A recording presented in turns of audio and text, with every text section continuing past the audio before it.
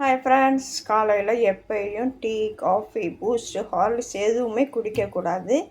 ஏன்னா weight loss பண்ணுறவங்க daily ஒரு டம்ளரில் சுடு தண்ணியில் கொஞ்சோண்டு சோம்பு போட்டு, சோம்பு பெருஞ்சீரகம் சொல்லுவாங்க, சோம்பு போட்டு அந்த தண்ணி டெய்லி குடிச்சிட்டு வாங்க. ஒரு மாதத்துலேயே நீங்களே உங்களுடைய வெயிட்டை கம்மியாயிடும். பாருங்கள், கம்மியாயிடும்.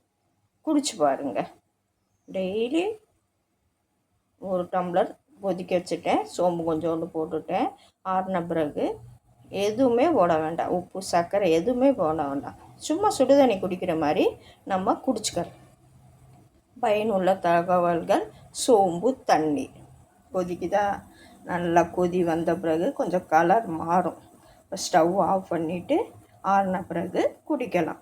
வெயிட் லாஸ் பண்ணுறவங்க இந்த தண்ணி குடிக்கலாம்.